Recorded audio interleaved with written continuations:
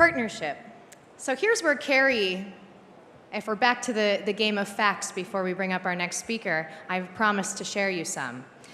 When Carrie set out to take that $100 that she got in her birthday card to $1,000 because she thought, if I could do that, that's a lot of money. How much impact could I have with $1,000? And so the Global Good Fund came out of this desire to say, okay, let's go create impact first. And with $1,000 in Tanzania, she found out you can give 25 women an opportunity to go through secondary school. For $1,000 in Haiti, 10 families would be sustained in community agriculture. And for $1,000 in Anacostia, you could dramatically improve the literacy rates in a classroom.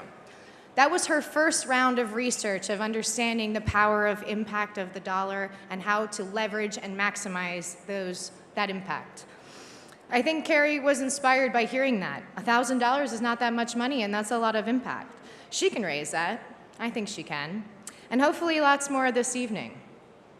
It's my pleasure to now welcome John Maxwell to the stage. John is a renowned leadership development expert and a long-standing supporter of the Global Good Fund. If he can't encourage you to use those little envelopes in the middle of the table, I don't know who can.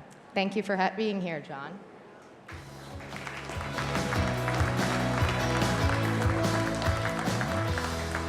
It's a delight to be here with you at Global Good Fund. Carrie, I have watched you for the last few years just exhibit the qualities and the characteristics of a great leader. I can still remember the first time I met you in Florida, and as soon as we were over, I called Mark Cole, my CEO, and I said, I have just met this little girl who is an awesome leader, and you are. And whenever I look at an organization and ask myself, should I invest in them? The first thing I do is I look at the leader and ask myself a very simple question. Do they have good character, credibility, and are they competent? And Carrie, you have great credibility. You're very competent. You are a leader who sees more than others see, and you're a leader that sees before others see. And it's a delight for all of us to be here with you in the Global Good Fund and support you. And I want to encourage everyone as we continue these different courses, and you can tell these are getting quite expensive, aren't they? But as you continue to, I would just encourage you greatly to put your support financially behind this incredible organization. It's also my privilege to introduce to you Diana Davis Spencer. I spent a little time with her today, and she's a contagious lady. I mean, contagious. In fact, as we were talking and she was sharing me with what they were doing through their foundation, she was on the other side of the table, and I just wanted to get up and go over and sit beside her and just rub elbows with her and shoulders with her and just say, whatever you've got, I want to get a little bit of that in me too. She is a difference maker. She is making a difference with people around the world because of her commitment to leadership, social entrepreneurship, and adding value to people. Her life is one that truly makes a difference. She's a river, not a reservoir. And she understands that what flows through her to others is really what makes changes in lives. And it's such a delight for me to bring her up, and she represents, of course, this incredible foundation who has also been helping with Global Good Fund. She's an encouragement to me. I know she will be an encouragement to you. Would you give just a wonderful hand to this amazing, contagious lady? Come ahead, Diana Davis Spencer.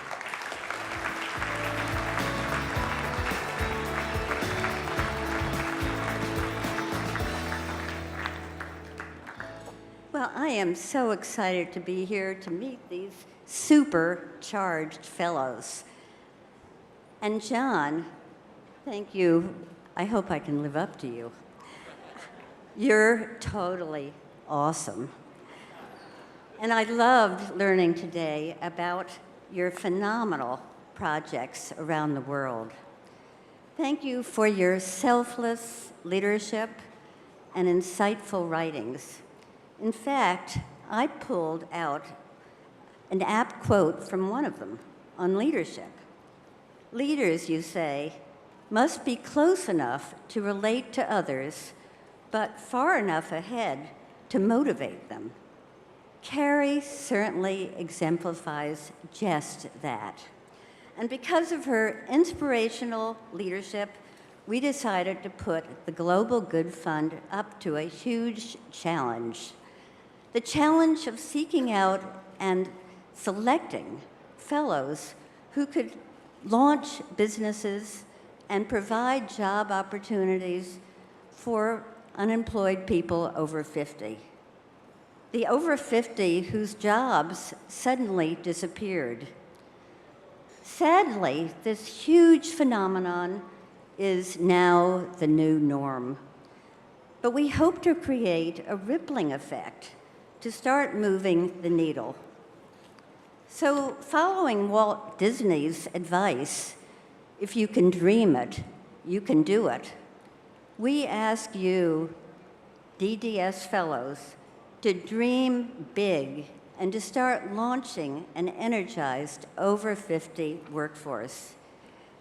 These individuals will then be able to once again contribute to their families, contribute to their communities, contribute to their country.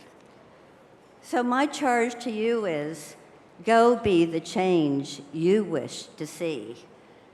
And now I'm thrilled to introduce to you our 4 fantastic fellows: Sarah Burgo, Charlene Brown,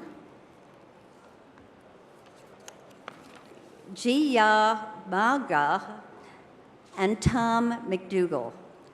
Welcome, DDS Fellows, you're on.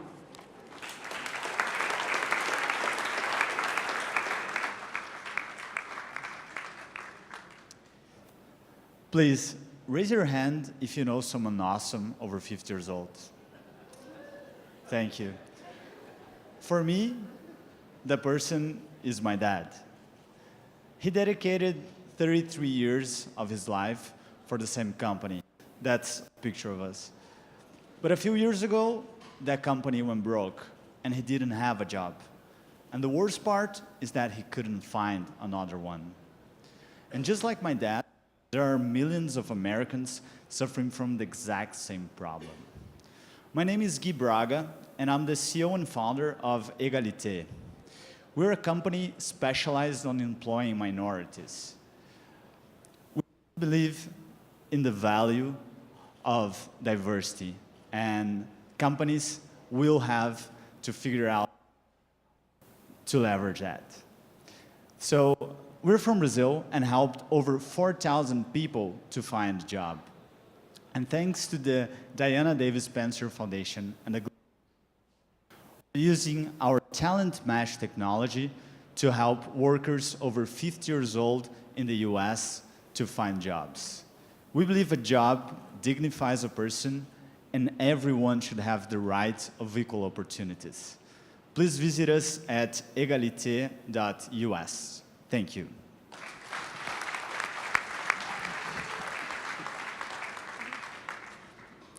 Good evening, everyone. My name is Dr. Charlene Brown. I'm the CEO and founder of Reciprocare. We help the workforce of women who help our aging loved ones to age with grace. We help them to become fully employed and transition out of poverty. So caregivers are getting older. More than 50% of caregivers are over the age of 45, and 60% of them are not fully employed. Even as a graduate of Harvard Medical School and as a recognized global public health expert, I have family members who are paid caregivers who are struggling to make ends meet and juggling multiple jobs just to try to get enough hours of work to survive. At the same time, with the rising demand for home care among seniors, home care agencies, 70% of home care agencies report caregiver shortages as the biggest threat to the growth of their business. So we have inefficiently used caregivers, high demand, and agencies who are struggling to keep up. Reciprocare uses technology to make it easier for agencies, home care agencies, to find just the right caregiver to serve their client needs. and we streamline and simplify the application process for caregivers using a universal job application. When you think about the aging caregiver workforce, and you think about how the Global Good Fund and the Diana Davis Spencer Fellowship is structured to help people over the age of 50 to find more work, I want to, 3 people sent me the application when it was first announced, because it literally felt tailor-made for the business I was building. And so right now we have 12,000 caregivers leads through our partnerships with various organizations, and we have agencies as far away as California, Ohio, upstate New York, as well as many local agencies who are very interested in our product. So first, we'll start with home care, we'll expand to long-term care, and with the help of the Diana Davis Spencer Fellowship and the Global Good Foundation, I'll be able to grow from a public health physician leader into a rock star business leader that is going to grow Reciprocare across the country and across the world to transform employment opportunities for workers over the age of 50, while expanding the capacity of home care and other industries to serve our nation. Thank you.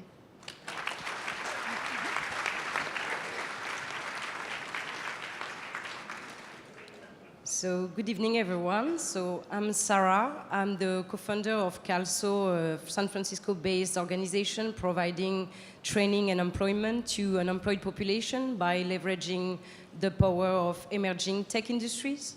So tonight, I'm really excited to talk to you about one of our programs called Drones and Good. So with Drones and Good, we support unemployed veterans to transition to civilian careers in the commercial drone industry.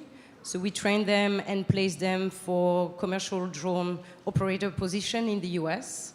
The model we have built is highly scalable, as it relies on building strong relationship with local and national employers in the commercial drone industry in the US.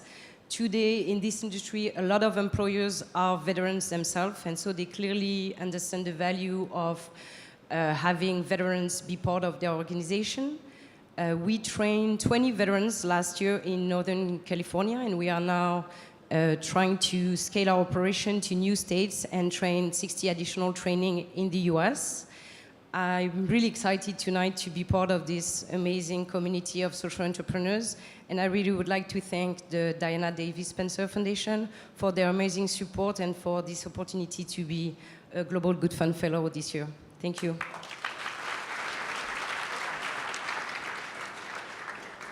Thanks. I think I'm the last thing between you and your next course, so I'll be succinct.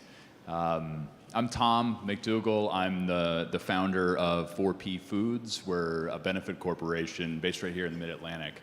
And I'm kind of a social justice activist sort of stuck in an entrepreneur's body. I grew up working on a farm, small farm in upstate New York, and my mom is an amazing cook and brought people together around food, and my dad is a grocer. And I learned pretty early on that the food system, while efficient, it doesn't work for everyone, which is why I sort of found my way to the Diana Davis Spencer Foundation and Global Good Fund. The average age of the American farmer right now in America is 59 years old. And mostly that's because the income of that same farmer is $19,600 a year, which is well below the poverty line. So we don't have a lot of people anymore producing good food, and correspondingly, our public health is sort of in crisis. Children born after the year 2000 are the first generation of Americans ever to have a lower life expectancy than that of their parents. And 7 of the top 10 reasons for death are diet-related illness, so this is a fixable problem. And that's what we're trying to fix. Our business, we are what the USDA defines as a food hub, the warehouse in Virginia, and we are kind of, for those of you familiar with CSAs, Community Supported Agriculture, we're kind of a CSA on training wheels. We aggregate from about 130 small farmers in the region, and we've created an online marketplace that allows all the consumers in and around the DC metro region to buy directly from them, and we deliver right to their house or home, office, apartment. And we're trying to make good food easy, basically.